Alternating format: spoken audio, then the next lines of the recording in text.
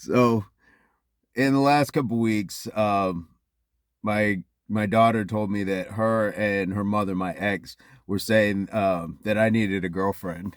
Now my daughter's been saying this for some time, and it's awesome to think that she's looking out in that way.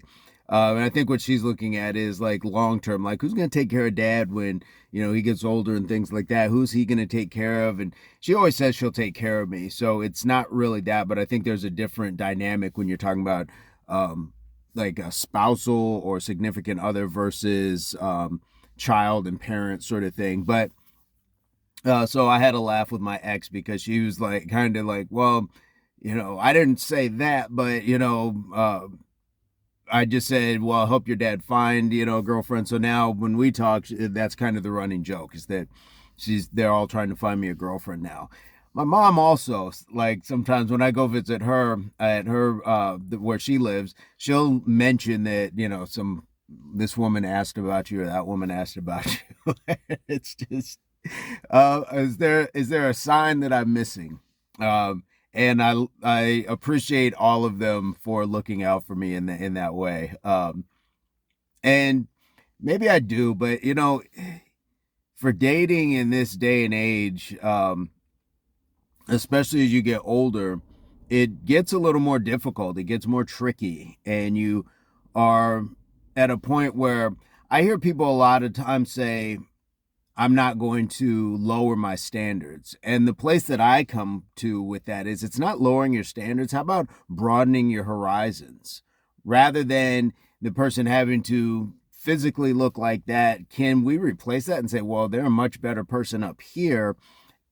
And so I can overlook some of those things. Or maybe they don't look a particular way, but they're working on it.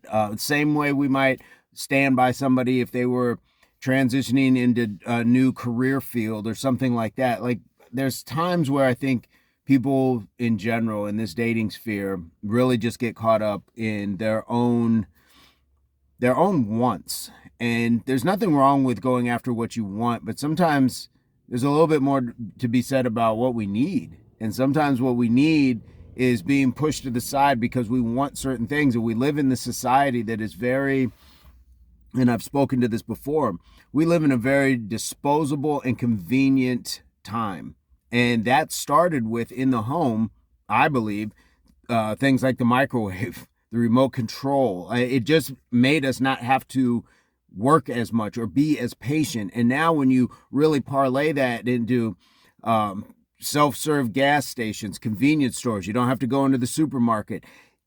Now, we've gotten to a point where everything is instant, and dating used to be you dated somebody in your area and maybe the next community over because you didn't have that much of a range to travel or to be in positions where you would find all these other people. So you'll see sometimes couples that they matched up well because they were of the same area. Now it's a little bit different, and now people are chasing a different perception or trying to put a different perception of themselves out there. I think a lot of times it's far more materialistic, it's far more superficial, and therefore it's hard to find that proverbial needle in the haystack. And look, I'm not perfect, and it doesn't mean that somebody may not think the same thing of me. That's fine. We all have those places, but I do think that there's something to be said about really being able to dial into somebody, maybe sit down and have like a genuine talk and read the tea leaves. I don't even want to say red flags, but read the tea leaves. Know the temperature. Is this something that you're going to be able to be compatible with somebody? Is this a circumstance you want to put yourself in? Because people all come with different things. So compatibility is huge when you're just talking about your values. Do you go to church? What's your alignment when it comes to giving back to the community? It doesn't always have to just be politics. But I think that there's a huge piece to a lot of those compatibility factors, and they are important to go over. They are important for people to put out front. That way you're not wasting your time, you're not wasting their time, and you're not just playing a game trying to chase maybe something physical and temporary. If that's what people are in agreement to, and they both know that that's what they're doing, that's a far different story. But there's a lot of people who are being taken advantage of, exploited, and therefore soured when they put something out there to say, look, this is what I want something serious, I want something more committed, and this person, yeah, I do too, and then boom, one person to the other kind of changes their mind. Now, it could be something that was said in between the two people or a circumstance or something happens, but a lot of times people are just so eager to move on to the next latest and greatest because there's so much of it out there. We're always in a position in a dating market to keep looking for the next best thing. And I've talked about this before, another video, I'll put it at the end, but it's like it's like a hypergamous sort of thing. We want to keep finding what's better. Well, if I can get her and she looks that way, ooh, maybe I can get her. Or if he was interested in me and he's worth so much, or he's, this person, then clearly that means all these people must be as well. And sometimes we just get lucky and strike gold once, and we shouldn't put ourselves in this position where we keep thinking that we are better than. Yes, you can definitely have your options. You can definitely, put your choices out there. But I think a lot of people, we are running the clock down.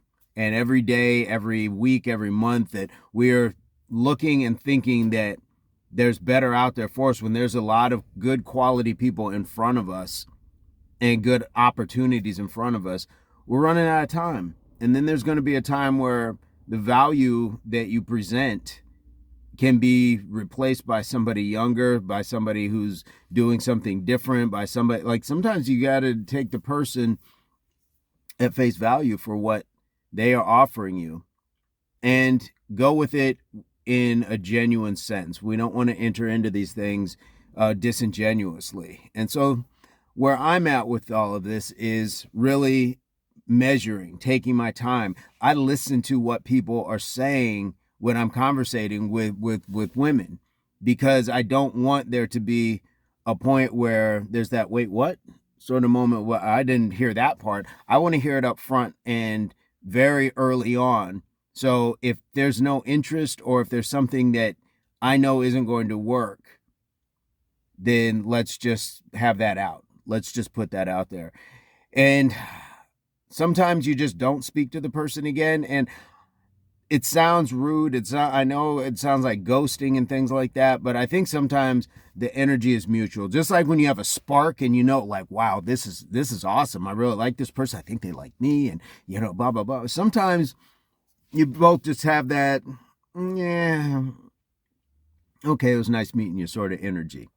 And I don't think there's anything wrong with that. And I think sometimes it's easier just to move on because you just cross paths. We intersect with people all the time in our lives. And it doesn't mean that we have to hold on to them or owe them these deep explanations. Sometimes it's just, you just pass by each other. It's like two animals, they stop, they sniff each other, and they might, circle around each other, and then they move on. They don't have to mate. They don't have to fight. They don't have to do anything other than just know that for a moment they were in each other's presence. What are your thoughts? Do I need a girlfriend? How do you manage dating? Or when was the last time you dated, and what you see now, how different is it? Because I can tell you the dating sphere in my entirety of dating life, from a young man to now, has changed so drastically. There used to be a time where you had to go and talk to the person. If you wanted that number, if you wanted to meet that girl, you had to go talk to that person. Maybe your guy friends or your girlfriends, like your wing people, could help you out a little bit. I benefited from that, and I've helped other people out. But you were still interacting in real time, in somebody's presence, in human interaction. You got to see them, you got to hear them. Sometimes you got to smell them. You got to touch them if, things went right, or if you're dancing or what, a handshake, any of that stuff. Those are all great indicators for what we will find attractive. And it doesn't mean that it has to just be eyeballing somebody to say they're too heavy, or they're too short, or they're, not enough hair, or too much hair, or things like that.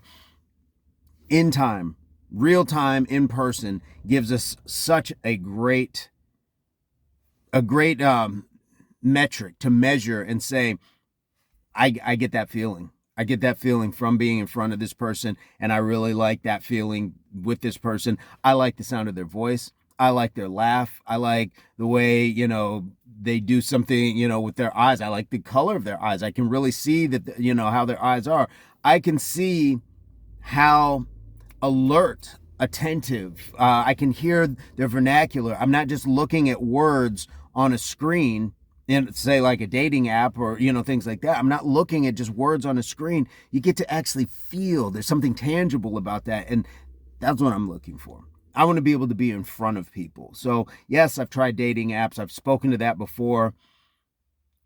But in this instance, and knowing really what you want, and when you establish yourself, I'm not super rich, I'm not any of those things, but when you're established here, when you're at peace, when you are healed, when you are ready, when you know what you can, do, what you're capable of, what you're equipped for, all of that stuff, then it's different. And it's kind of the difference maybe between going car shopping online and when you know that you are ready to buy, you step onto that lot because you want to see it. You want to get in it. You want to get that new car smell. You want to feel all the controls. You want to get behind the wheel, hit the gas, feel that power, turn. How does this control? Like, that's the difference.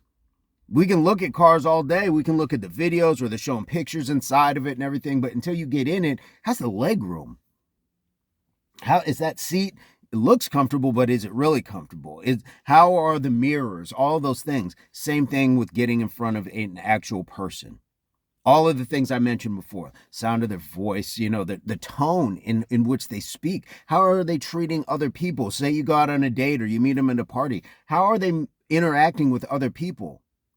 What's their energy like when it comes to other people, not just the people they're interested in? Because that's a big one for me is how are you treating the waiting staff at a restaurant? Or if you're someplace and, I don't know, there's a janitor or things like that. We got to treat everybody the same. That's my belief, and that's really what I'm looking for. And I know I've crossed paths with a lot of good women who I didn't date, just spoke to and things like that, but didn't work out for one reason or the other. And it's not always a bad thing. Sometimes it's just timing. And there's things on their end I'll never know about. But being in a state, people would say healed and things like that, where you're really kind of at peace with yourself, when you've put your pieces back together and you as an individual are at a place where you can give and receive in a healthy way, then you're ready. And I do know that I'm ready. I just know that I'm going to take my time and really be involved in this process. Like, there can't be anybody else, but when you have other people looking out for you to match you up, shout out to my brother as well. He has, had me talk to some people that he knew through friends and stuff like that. But when you are at that point, and I know I spoke to like time, and we don't want to waste too much time, but we also don't want to be hasty and run at things either, just because we are fearful that we're going to run out of time. I did speak on another video called Alone, and it's a life outside of necessary engagement. And I'm not afraid of being alone. I don't think a lot of other people are either. But I'm not being defiant, like I don't need anybody. I just know that if it doesn't work and that's not what is happening in my life at that time, there's no reason to try to force a fit. So I've talked for a while. And again, I would love to hear what you guys think on the dating market today versus what was it in your youth, things like that. And as always, I hope this finds everybody in your place, pursuit, or beginnings of total health, mind, body, and soul.